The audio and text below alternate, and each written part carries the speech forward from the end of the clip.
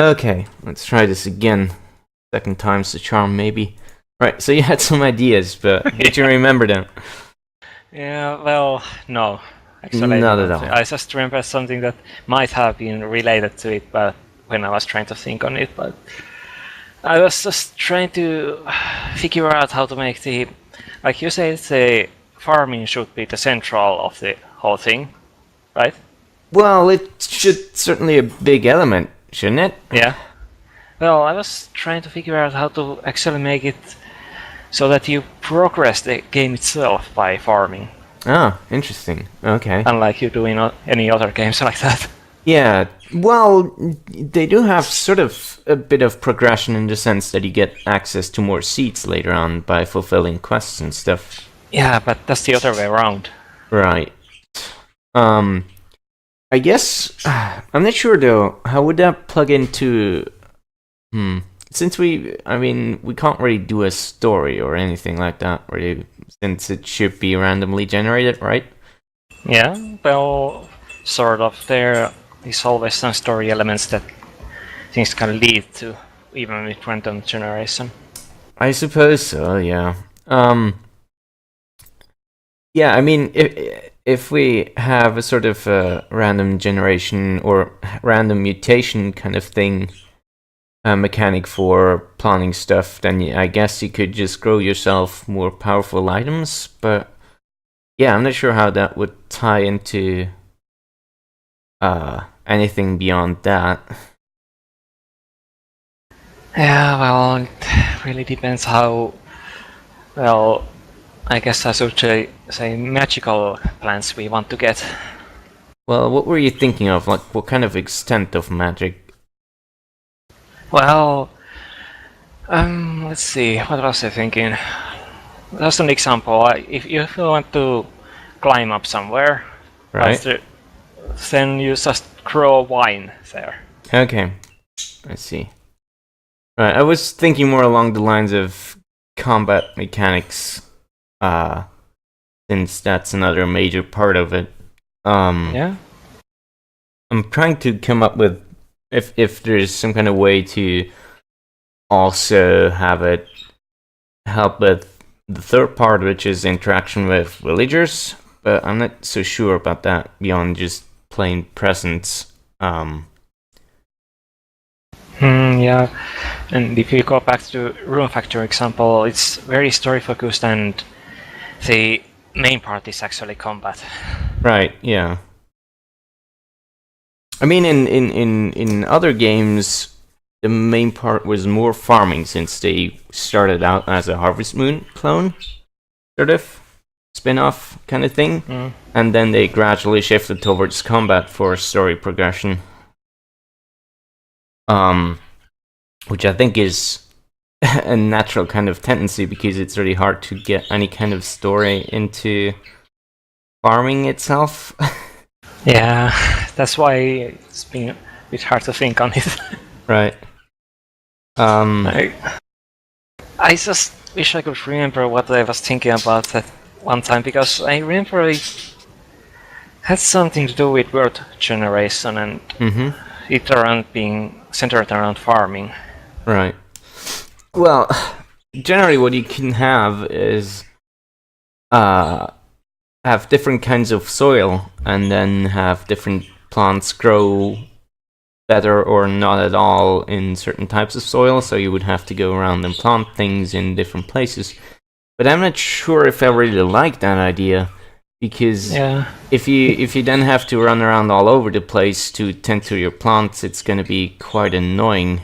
It turns more into a running errand. So instead of this, I was thinking more of an approach where you can have, like, previously we discussed this idea of having sort of potions or regents that sort of change plants and how they grow. And for this, I'm more thinking that maybe you could have different kinds of soil outside of your village place, but you would have to sort of synthesize the minerals in the soil and then sort of turn it into a potion and then sort of modify the fields you have at home. Yeah, that could actually be quite an interesting way of doing it. Like, I was only thinking that different soil should grow different kind of plants. Right. But I mean, with the same seeds, it will grow differently. Okay. Right. So, yeah, I don't know. I'm just trying to think of a way to have this kind of soil difference, but eliminate the need to run all over the place. So, I'm not sure. The other variant would be just having a shovel that digs up parts of the land, and then you have to carry it back and sort of really carry the dirt around, but I'm not sure if that's a good idea.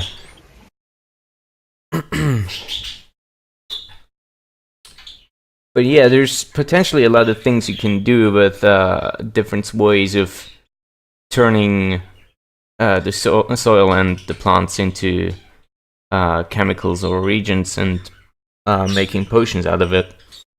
Yeah, but that actually made me thinking, could it work the other way around as well, that you can turn other regions into have some different kind of soil, like heal it? So, but what kind of point would there be to that if you? I mean, if you aren't going to plant anything outside of the village, what kind of point is there to healing the soil? Oh, you could always plant something there, like trees. There would have to be some kind of incentive, like. Okay, so there's potentially different kinds of things I can imagine that you can do with just farming stuff. The obvious one being cash money, just growing stuff that either benefits you directly because the items have beneficial effects, status effects, or because it sells a lot of cash, which you can use for other things.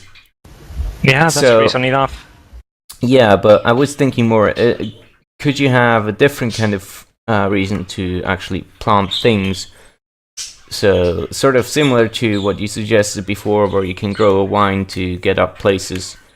Are there other things you could potentially grow outside of the village that would help you either get around the terrain or sort of combat enemies? But I can't really think of anything much.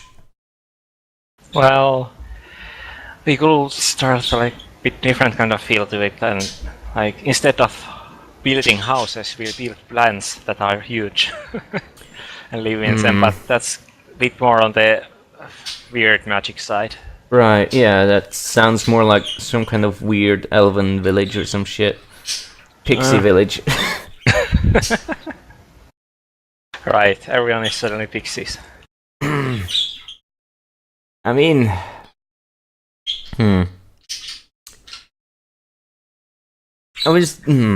So, in thinking back to Rune Factory, you can sort of tame animals to help you on your farm, which I never do because it's not worth it. Yeah, but I guess just for the sake of having pets, that's usually enough incentive to make people get stuff. I was thinking more, could you have sort of all the creatures you encounter outside of the village are always enemies and you cannot tame them, but you can have special kinds of plants that grow into sort of weird plant animals that you can keep around or something like that. Well, that could work. I mean, I'm just shooting in the blue. I mean, I have no idea if any of this would be any good. I was just trying to remember, there was some sci-fi thing in years back, like where you had these pods of plants that you inserted genetic material into and then clone the person then. Oh. What was it called? I think MST3K once did an episode on it. I wouldn't know. It sounds familiar, but I'm not sure I remember anything like that specifically. Yeah, I don't know. Maybe we're getting too far off track with this too. What was I gonna say? Yeah, do you have anything else that was coming to mind? No, not really. I had something when I was thinking last night, trying to get some sleep, but it didn't stick. Ah, that's too bad. Yeah, I didn't even sleep very well. I woke up at like 5 a.m.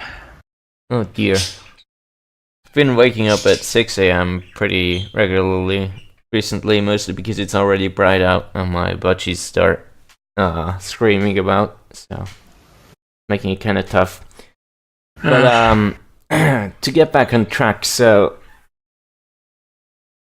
mostly another thing we haven't really thought about at all is just in general, what kind of interaction with the villagers would you expect to be able to do? So, I mean, if we go back again to Rune Factory, pretty much all you can do with them is talk to them, give them presents, or invite them into your party, and that's it. So, I was thinking, is there anything else that you could potentially do with NPCs? Well, there's always trade, but... Yeah, I'm not sure. Trade actually is another thing, like whether we want to have some sort of form of economy for selling certain kinds of things gives you less money over time.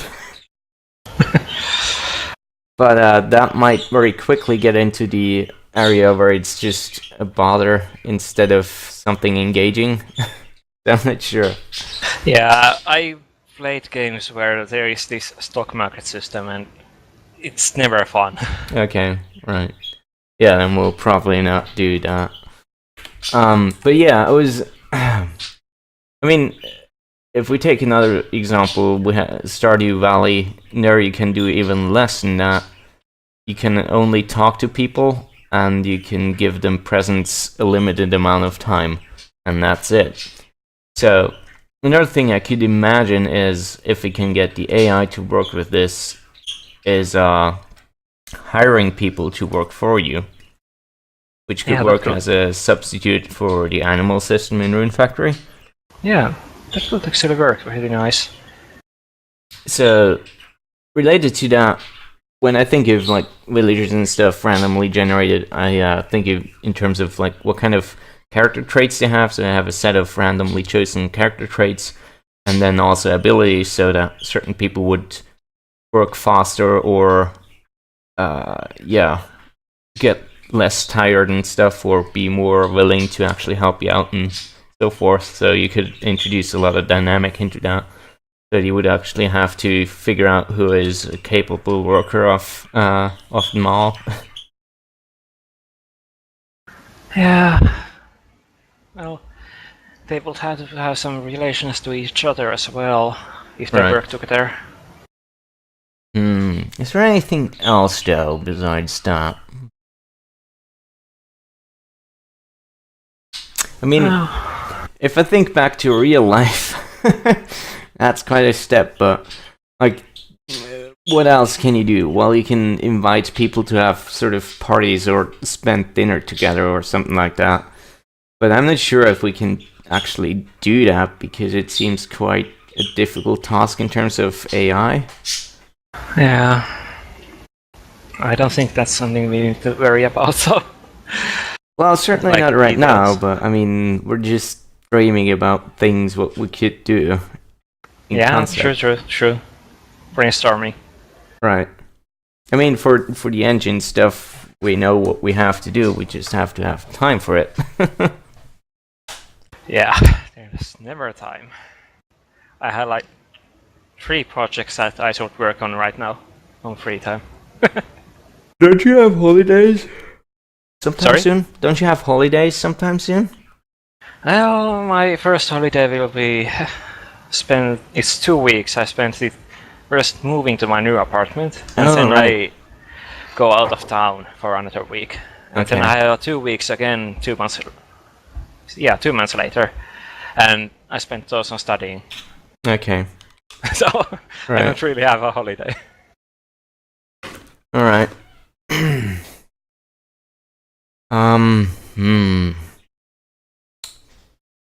Yeah.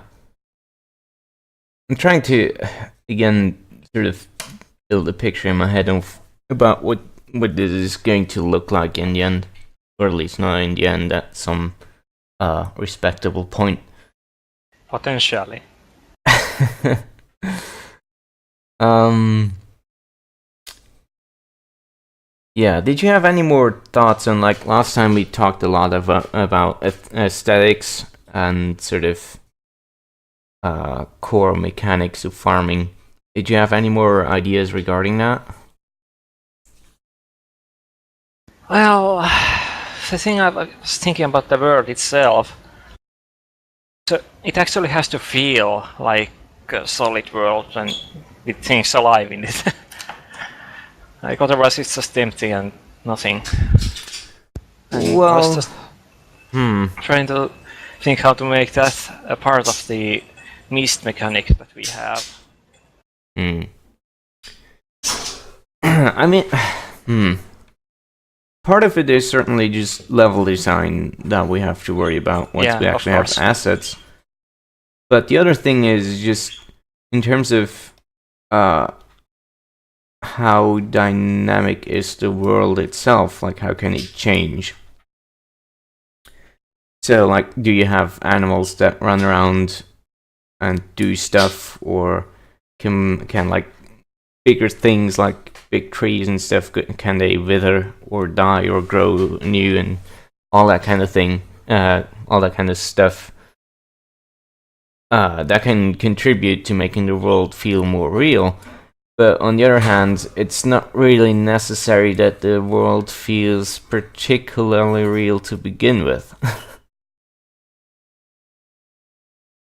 I mean, if you have games like, well, most games actually don't have any sort of changing environment besides NPCs, and it still feels real enough to get immersed in it plentiful. So I don't know how far were you thinking with this? Like, how much do you want to put into this to make it feel real? Well, I was thinking that since we have a 2D map, actually, it could be possible to just like have things able to interact with each other within the squares. So, What do you mean? like if you fell a tree, it should like cover this part of the land, and so on. Okay. But then you mentioned the how the animals live there. I've actually thought about that years back on an old game idea that I completely abandoned. All right, let's hear about it. Well, the idea was that these creatures that live in the world, they form societies, and these can be like sort of simulated how they grow, how they interact with each other. Like if they are next to each other, then well, either merge or the other one has to go away. And it's sort of like Game of Life style. You know, the whole thing. Right. When I was thinking of animals, I was more thinking in the sense of just having like little critters running about randomly, or having them, maybe some of them attack your plants or something like that. Just really minor stuff to make it feel more alive. Yeah, of course, that would be much easier. I mean, you could. Did you know that in fucking Metal Gear Solid 2, there's a brief scene in where you have a bunch of ice cubes, and you can shoot them, and they go into the ground, and you actually have realistic ice physics, which means that ice cubes closer to each other melt slower than other ones that are far apart. So, sort of in relation to that, you could have like really complicated ant simulation, but the ants are really tiny and you don't notice them most of the time. Yeah. But I think we can keep that for later. Yeah. It would make a nice patch, so like if there are some other creatures setting up towns, stuff like that. I mean, since we do have a sort of I'm almost reminded of sort of Warcraft kind of thing, where you have sort of human villages, and then you have certain kind of sort of a fantasy surrounding, and you have different kinds of races, have different villages. So potentially we could expand on that and have other villages that are sort of apart from ours and house different races of people. Yeah, that could be pretty nice, actually. I just wonder how to make it like interesting work so that different races start moving to your town and all the stuff. Oh boy, yeah, then it gets complicated. When I think it, I kind of get worried because what we certainly cannot randomly generate is character profiles. So this is something I've only briefly thought about, is just how do we generate the looks and the sprites for each villager. Yeah. Well, at least we're doing 2D sprites. So. Right, yeah. We're definitely not gonna do 3D stuff. That's out of the question. I mean, right now, what we're doing is not what I actually wanted, because we were in rush mode for Ludum Dare. Right now we just have sprites, and what I was actually thinking about doing is implement a system where you have, like, basically what I did by hand. We have different parts, segments of the body. We have the arms, upper arm, lower arm, hands, and then leg, a lower leg, and foot, and then you have torso and the pelvis and the head, and then the animation system does the actual movement of that. So if we make enough different parts, we could potentially just sort of randomly assemble people together. Yeah, so it has to have some, like, not perfectly random. Well, of course not. No, that would be crazy. But sort of where you have different kinds of almost kind of attributes or categories for each part that fit together with other parts. That you can have some kind of control over what fits together, kind of, but still have enough random space to generate a lot of characters. Yeah, it could work like pretty well, actually. But what was I thinking? Like a minute ago, I had a thought on this, but you kept talking, so I forgot it. God damn it! Yeah, sorry. Trying to remember. Right, I was thinking of paper puppets.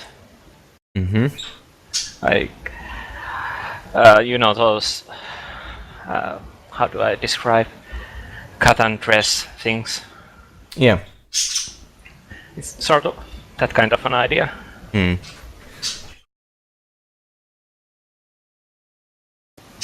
But it's basically pretty much what has been done a million times already. Yeah. Which is good for us. Right. I mean, from what we have engine-wise, Flare would be up to the task of actually animating things. If I make it a bit more easy to actually define how different parts act and relate to each other, so you can set a pivot and then rotate things. Yeah. But like what other games often also do to just sort of randomize looks is alternate the hue of a part, but I'm not sure if that we should go for that kind of thing, because it's very likely to look very shoddy or weird, because the system doesn't really have any feeling for what kind of hues work well together. Well, you know those for paint, those cars that show which colors work together. You could use something like that to pick.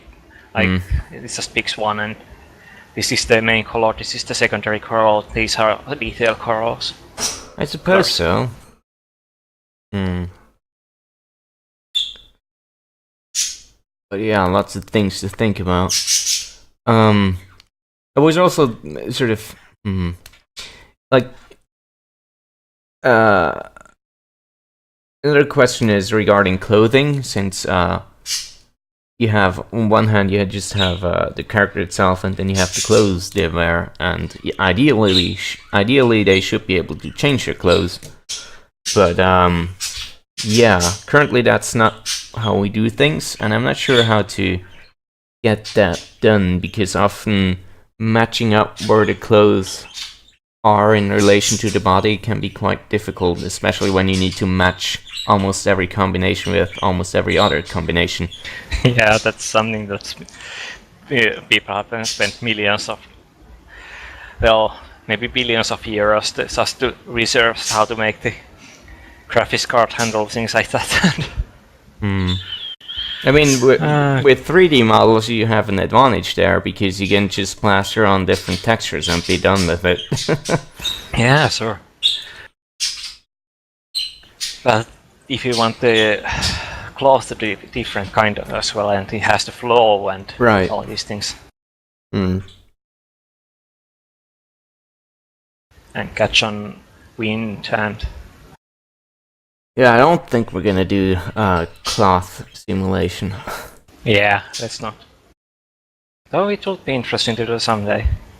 Let's just focus on it, but nothing else. Right. Lots of things would be interesting, but if we got down that road, I think we wouldn't be finished, even if we had all the time in the world. Yeah. Alright. Did you have anything else to say or talk about? Nothing comes to mind yet. Okay.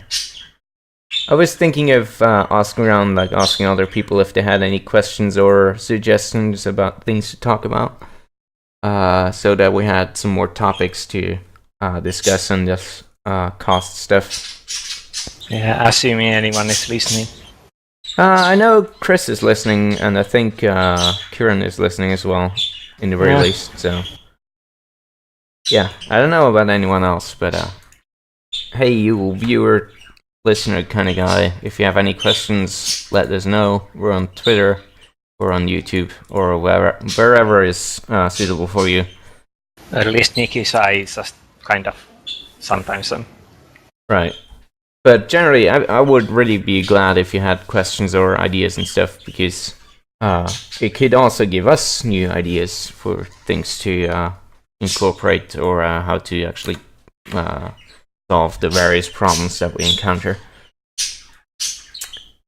But yeah, I guess I don't really have anything else to say much. I haven't had time to think about it. I've been occupied with Maiden, and probably going to be for a bit longer. But yeah, hopefully we can get back to development on this soonish. That would be great. Where's the next Ludungare anyways? I'm not sure. Has it been announced yet? Let me check. No. Oh, okay. I thought they would have some dates for it. There's just a mini Ludendare, which is paused, I think. Or it ends tomorrow. Yeah, mini Lunares. I think those have like longer times to work. But yeah, alright. I think, I assume it's going to be sometime end of summer. Again, yeah, probably. Usually. But yeah, okay. Alright, so we've got another good half an hour of discussion in. That's great. Yeah, let's actually try to... I'll try to think on things next time more. Just write them down. Yeah, I will try sometime, but I just... I don't always have things to write with. You have a computer. Just type it in. Yeah, but if I'm working, I would prefer to use my notepad, on paper. Fine. But that is always in my coat, and I don't really wear my jacket at this point of the year. Alright. Hopefully we can do another cast sometime soon. But yeah. Thanks for joining me and stuff. Yeah. Alrighty.